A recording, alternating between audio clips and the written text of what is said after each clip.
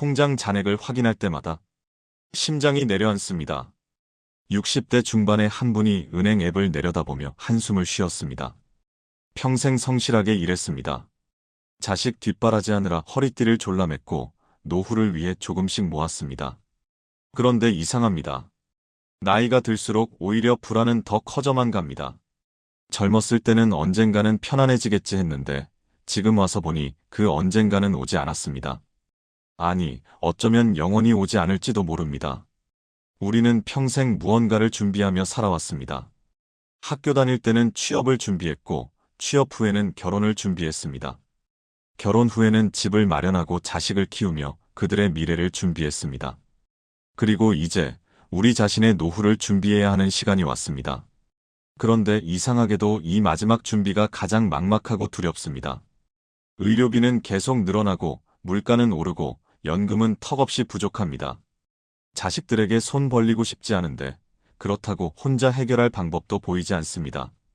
밤에 잠을 이루지 못하고 천장만 바라봅니다. 내가 아프면 어쩌지, 돈이 떨어지면 어쩌지, 자식들에게 짐이 되면 어쩌지. 이런 생각들이 머릿속을 떠나지 않습니다. 부처님께서는 이미 2500년 전에 우리의 이런 마음을 꿰뚫어보고 계셨습니다. 부처님은 이렇게 말씀하셨습니다. 근심과 두려움은 집착에서 생긴다. 집착이 없으면 근심도 없고 두려움도 없다. 처음 이 말씀을 들으면 너무 추상적으로 느껴질 수 있습니다. 돈 걱정하는 게 집착이라고? 노후 걱정하는 게 집착이라고? 이건 현실적인 문제인데 무슨 집착이냐고 반문하고 싶을 수 있습니다. 하지만 조금만 깊이 들여다보면 부처님의 말씀이 얼마나 우리의 마음을 정확히 찝고 있는지 알게 됩니다. 우리가 두려워하는 것은 사실 돈 자체가 아닙니다. 우리가 두려워하는 것은 돈이 없는 미래입니다. 아직 오지 않은 일, 일어나지 않은 상황에 대해 우리는 지금 이 순간 괴로워하고 있습니다. 옛날 한 상인이 있었습니다. 그는 큰 재산을 모았지만 항상 불안했습니다. 도둑이 들까봐, 불이 날까봐, 사업이 망할까봐 밤낮으로 걱정했습니다. 어느 날 그는 한 수행자를 만났습니다. 상인은 물었습니다. 저는 이렇게 많은 재산이 있는데도 왜 이렇게 불안할까요? 수행자는 잔잔히 웃으며 대답했습니다. 당신이 가진 것을 세어보십시오. 그리고 당신이 잃을까봐 두려워하는 것을 세어보십시오. 어느 쪽이 더 많습니까? 상인은 깨달았습니다. 자신이 가진 것보다 잃을까봐 두려워하는 것이 수백 배나 많다는 것을. 우리도 마찬가지입니다. 지금 이 순간 우리에게 있는 것들을 보십시오. 숨을 쉬고 있습니다. 밥을 먹을 수 있습니다. 잠잘 곳이 있습니다. 사랑하는 사람들이 있습니다. 그런데 우리의 마음은 이런 것들을 보지 않습니다. 대신 앞으로 어떻게 되지, 나중에는 어떡하지만 생각합니다. 부처님께서는 또 이렇게 말씀하셨습니다. 과거는 이미 지나갔고 미래는 아직 오지 않았다. 오직 현재만이 우리가 살 수 있는 순간이다. 이것이 무상의 가르침입니다. 모든 것은 변합니다. 좋은 것도 변하고 나쁜 것도 변합니다. 지금의 불안도 영원하지 않고 지금의 상황도 계속되지 않습니다. 무상을 깨달으면 역설적이게도 마음이 편안해집니다. 변하지 않는다고 믿으니까 집착하게 되고 집착하니까 두려워지는 것입니다. 모든 것이 변한다는 것을 받아들이면 지금 가진 것에 감사할 수 있고 동시에 미래에 대한 불안도 놓을 수 있습니다. 왜냐하면 우리가 두려워하는 그 미래도 결국 또 다른 현재가 될 것이고 그때 가서도 우리는 숨을 쉬고 하루를 살아갈 것이기 때문입니다. 노후 불안의 뿌리를 보십시오. 그것은 영원히 지금처럼 살아야 한다는 생각에서 옵니다. 지금의 생활 수준을 영원히 유지해야 한다는 집착, 지금의 건강이 계속되어야 한다는 집착, 자식들에게 짐이 되어서는 안 된다는 집착. 이런 것들이 우리를 괴롭힙니다. 하지만 삶은 원래 변하는 것입니다. 계절이 변하듯 우리의 삶도 봄에서 여름으로, 가을을 거쳐 겨울로 변해갑니다. 이것은 자연스러운 것이지 두려워할 일이 아닙니다. 그렇다면 구체적으로 우리는 이 가르침을 어떻게 삶에 적용할 수 있을까요? 먼저 아침에 눈을 뜰 때 한번 생각해 보십시오. 오늘 하루 나는 무엇을 가지고 있는가? 통장 잔액을 보기 전에, 미래 걱정을 하기 전에 지금 이 순간 내가 가진 것들을 헤아려 보는 것입니다. 숨을 쉴 수 있다는 것, 따뜻한 이불이 있다는 것, 아침 햇살이 창문으로 들어온다는 것. 이런 작은 것들이 사실은 돈으로 살 수 없는 큰 복입니다. 한 노인이 있었습니다. 그는 평생 가난하게 살았지만 늘 평온한 얼굴이었습니다. 어느 날 부자 이웃이 물었습니다. 당신은 돈도 없고 집도 작은데 어떻게 그렇게 편안해 보이십니까? 노인은 대답했습니다. 나는 매일 아침 감사할 것 5가지를 세웁니다. 그러면 하루가 풍요롭게 느껴집니다. 당신은 매일 아침 무엇을 세십니까? 부자는 깨달았습니다. 자신은 매일 아침 걱정거리를 세고 있었다는 것을. 우리의 마음은 습관입니다. 불안을 습관처럼 반복하면 불안한 삶이 되고, 감사를 습관처럼 반복하면 풍요로운 삶이 됩니다. 통장 잔액은 같아도 마음의 풍요는 전혀 달라질 수 있습니다. 이것이 부처님께서 말씀하신 마음이 모든 것을 만든다는 가르침입니다. 그렇다고 해서 현실적인 준비를 하지 말라는 뜻이 아닙니다. 건강을 돌보고 살림을 알뜰하게 하고 필요한 계획을 세우는 것은 당연히 해야 합니다. 하지만 그 과정에서 지금 이 순간의 평화를 잃어버리지 말아야 합니다. 미래를 준비하되 미래에 끌려다니지 않는 것, 이것이 지혜로운 삶입니다. 잠시 고요히 생각해 보십시오.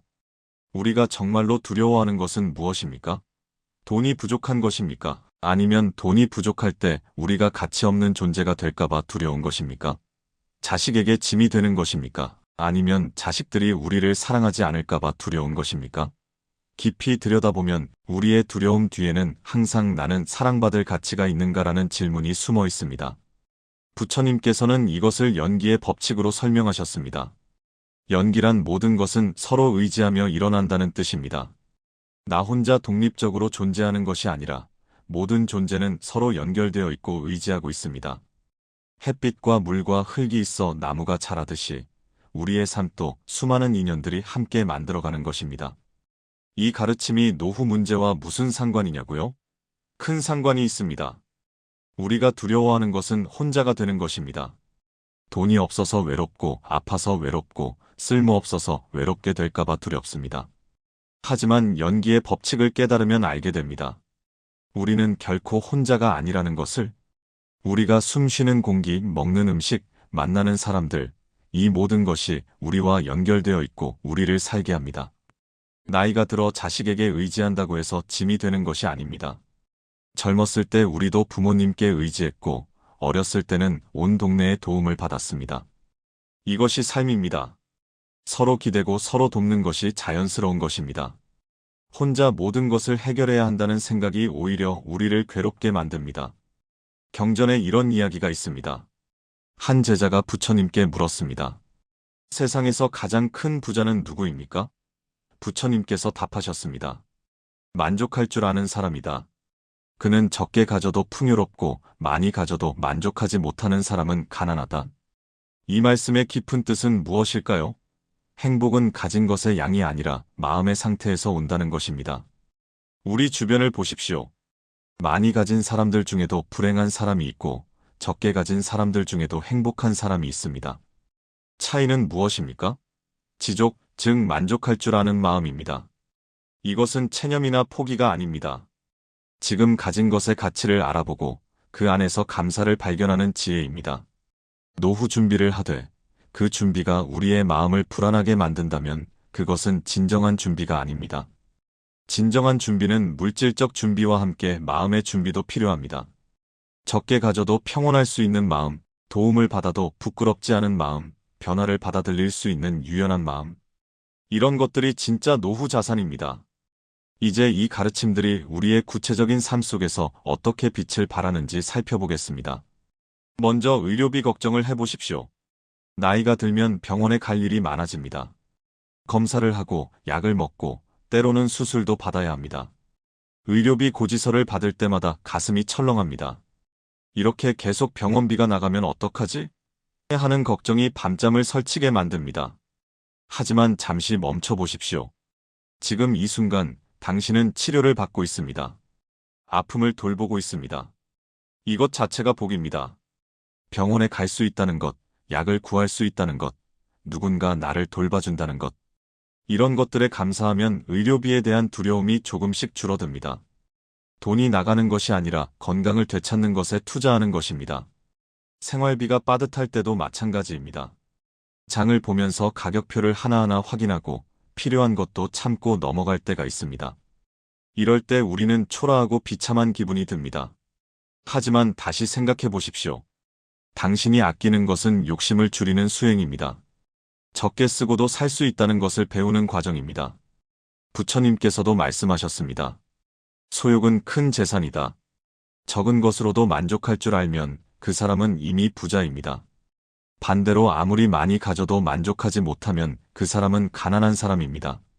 장바구니를 들고 가격을 비교하는 그 순간이 사실은 지혜를 배우는 시간입니다. 자식에게 의지하는 것이 마음에 걸릴 때가 있습니다. 나는 부모 노릇도 제대로 못했는데 이제 와서 자식 손 벌리면 되나 하는 죄책감이 듭니다. 명절이나 생일에 받는 용돈도 고맙기보다는 미안한 마음이 먼저 듭니다. 하지만 연기의 가르침을 기억하십시오. 우리는 모두 서로 의지하며 살아갑니다. 젊었을 때 당신은 자식을 키웠고 지금 자식은 당신을 돌봅니다. 이것은 빚이 아니라 생명의 순환입니다. 강물이 바다로 흘러가고 바다는 다시 비가 되어 땅을 적시듯이 사랑도 이렇게 순환하는 것입니다.